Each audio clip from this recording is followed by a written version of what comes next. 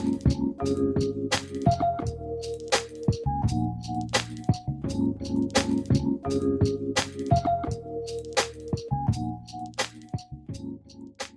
welcome to our show, Bougie & Company. I'm Nita. And I'm Veronica. And we're excited to be your host for the show. So we first want to kind of tell you guys about why we started the show, a little bit about ourselves, and a little bit about what you can expect from the show. Oh, me? Okay. Well, I'm Veronica once again. I'm from Ohio originally, and I came here to DC, where we both live, to attend medical school. And we have a lot of outside hobbies besides studying. We decided to try our hand at some YouTube videos, and instead of doing like beauty videos and things like that, we wanted to do something a little different. We like to spar, we like to debate, so that's what we're going to do, record it and see how it goes. Yeah, pretty much. I agree with everything she said. We wanted to do YouTube videos. We discuss things all the time up to like 3, 4 o'clock in the morning. We're like, oh, we need to go to bed. So we recently thought we should record this because some of the stuff that we're talking about is quite interesting. We're pretty unfiltered and uncensored, so hopefully that's good. A little bit about myself. My name is Nita, but I like to go by Genevieve. So we're going to try that out. This is new to me too, you guys. No, it's not. I've mentioned to you many times that I want to go by Genevieve. All right, we'll try that. So if Oprah can change her name, I can change my name. So YouTubers, feel free to call me Genevieve with the accents and the hats everywhere. Okay. I'm from Mississippi. I'm also a medical student. I have an undergraduate degree in psychology, chemistry, and education, and a master's degree in... Well, hold up. I didn't know we were doing all that. Oh, you're going to tell them something about yourself. Okay, well, go ahead. Finish. No, finish yours. There you go. Okay, well, I don't know if I should be going or not. No, finish. Okay. So I have a master's degree in medical sciences, and now I'm in medical school. I have a history doing magazine stuff. So I started a magazine when I was like 23, 24, and I did a radio show called Easy Living with Nita. And the next step is YouTube. So hopefully this goes well. Okay, so I actually went to the Ohio State University, and I majored in environmental science and molecular genetics. I don't really use either one of those in my life, unfortunately. I am obsessed with reading, so I started editing books for new coming authors for free, and then started getting paid for that. So my background, I'd say, is in writing and editing. She is a phenomenal writer. Phenomenal. Thank you. All right, so I guess that's going to bring us to our first topic. Oh, wait, let's tell them what to expect from Bougie & Company, the actual show. Sure. I'm so sorry, guys. So the reason why we wanted to do Bougie & Company was because we wanted to kind of be like a source of social commentary. So we're going to comment on the things that's going on in the world, politically, pop culture, things like that. We have segments called Girl Talk, which is just us sitting down and having girl talk about different topics. We have a segment called Snapback, which is us maybe snapping back at something current or snapping back into the past on something that we want to bring up now and talk about. We have a segment called Mocha Mentions, where we're going to highlight people of color, their accomplishments, their accolades, anything like that, any essence in when they excel. What else do we have? We are talking about, Bougie Buys. Oh, Bougie Buys, and I have an interesting one today, something I've been using. I used today, so that's exciting. And there's one more, Spill the Tea. Oh, Spill the Tea, which is going to be good because it's going to be following us on our journey in something. So we're going to be telling you our tea, and we're going to be commenting on other people's tea as well. So maybe let's start off now with Girl Talk. Let's just jump right in. Sure. So what are we talking about today for Girl Talk? So you actually chose this topic. Yes. This is definitely something that I would like to talk about. Nicki Minaj. Yeah. So Nicki Minaj's brother was recently, so you know the whole backstory where someone said that he had, I think, sexually assaulted or raped a young girl. So they arrested him, put him in jail, and his sister, Nicki Minaj, actually bailed him out. I don't know how much. I don't know how much the bond was for, but she bailed him out. This is before like they found any evidence of it, just like someone coming forward. Okay. So then, recently, they found that he had DNA on the girl's clothing in the semen sample, and he's still out on bail. So I guess I want to ask you, what do you think about that? Yeah. So I was thinking about the, Nicki Minaj bailing her brother out. I mean, you're not proven guilty until you go through a court of law. However, whenever I watch the news, I notice that on the news, for instance, if someone's been accused of doing something horrific, you have like the family and the friends out there saying like, oh, Sean, just whoever Sean is. I'm sorry, Sean, if you're watching. But Sean would never do something like that. I've never experienced that treatment from Sean, and I could not imagine him doing that to anybody else. Mm-hmm. And it seems like even if there is overwhelming evidence that Sean did it, there's still such a level of denial from friends and family that they still support him even if he's in jail. So I'm really interested to see if after this bombshell of DNA evidence, if Nicki is going to still support her brother. I do remember... Well, would you support your brother? I would support him before the evidence came out. I would bail him out if I had the money to do so. Well, at what point would there be a point where you would stop doing it? I think so, yeah. I think the point would be if it was obvious that he did it. If the evidence came out and it showed that he, if God forbid he raped somebody, I hope that I have the integrity to be able to realize that even though this is my flesh and blood, they've done something horrible and they should pay for those crimes. So if your brother was in jail and they found out that there was DNA on your brother, at that point, would you be like, I'm about to revoke your bail then? Would you take back your bail money? If you can do that, I don't know if you can do that.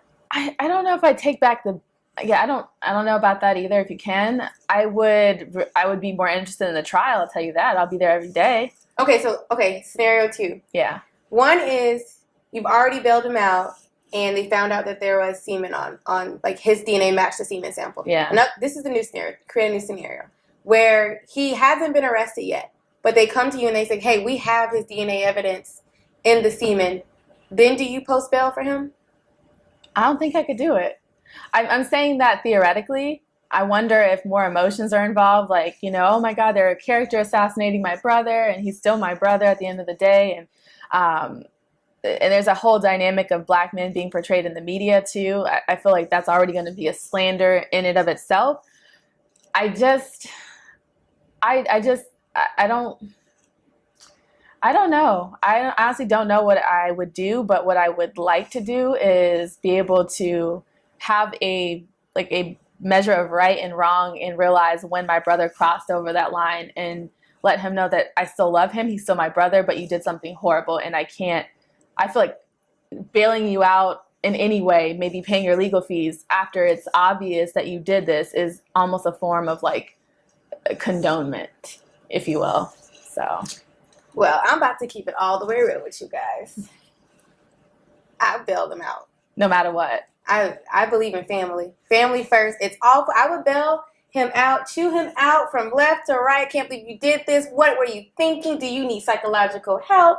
Lord, save you, Jesus, something. I don't think I could do it. I do believe in family first, but I also believe that that's almost like still making an excuse for it or still allowing them not to feel the full weight of what they did by knowing that they can count on you for financial reasons, for legal fees and things like that. There's, to me, like this missing element of like accountability in that. Like, for instance, have you ever watched, what's that show called on A&E, the people that are drug addicted and they film them and then they wind up having like Intervention. Oh, okay. So Intervention, at the end of it, they have an actual intervention with the family and the friends. And a lot of times the counselor will tell like the mom or the dad, you are part of the problem. You have to have a stopping point where you say, no, I'm not helping you anymore. I feel like there needs to be a form of intervention for this kind of a situation as well. That's a good point. But, my blood is thick. My blood is like honey. Like, in order to stop the blood from coming out, you gotta like squeeze down hard. No, I would be right there next to my imaginary hypothetical brother because I don't have one. Right. But I definitely feel like family first. Like, I feel like I'm a big believer in, even when going back to school, like when I would get in trouble at school, I know it's hard to imagine because I'm so perfect. What did you do? I know it's hard to imagine because I'm so perfect. All right. But when I would get in trouble at school, my parents would go into a teacher conference and they would hold this front like, I'm not having it. Like, no matter what the teacher was saying, my daughter is amazing. She smelled like roses. Like, there's nothing bad about her. But as soon as I would hit the door of my house, my mom and dad would be like, don't you have me coming back up to the school for that no more. Like, you need to check yourself or I'll check you. You know what I mean by that. But I don't think that can be compared to somebody that raped somebody else, especially a child. Like, those are two different extremes. I think that what he did, well, I'm assuming he's going to go to court. I'm not 100% sure if he's going to go to trial. It is two different extremes, but even with that, like, I've always kind of told, even my little sister, like, if you get in trouble and something goes wrong, tell me the truth. Like, I want to know the truth because then I'll help you. You know, and I feel like brother-sister bond, sister-sister bond, those are bonds that are unbreakable no matter what happens. So I guess I was looking at this from the aspect of the victim. Well, that too, and the fact that he hasn't really said anything. Like, I'm just supporting you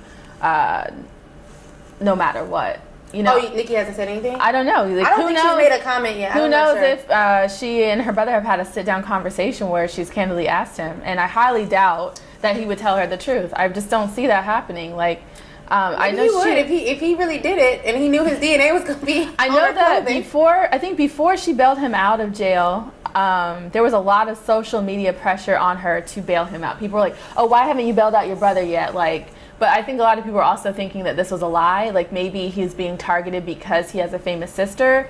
So you're saying maybe there was a history of him doing this already. That's why she didn't bail him out? No, just maybe like, I don't know. She's been mum about everything. We haven't heard anything from her. So I'm really interested to follow up on this later on. Yeah, maybe see what she says. It's almost, I kind of think maybe there was a family history of it, or maybe she was suspicious, like, oh, he did this. Yeah. I think it's horrible that he did it, or that he found, at least that they found the DNA on the little girl. That's absolutely horrible, and I can't imagine living through something like that.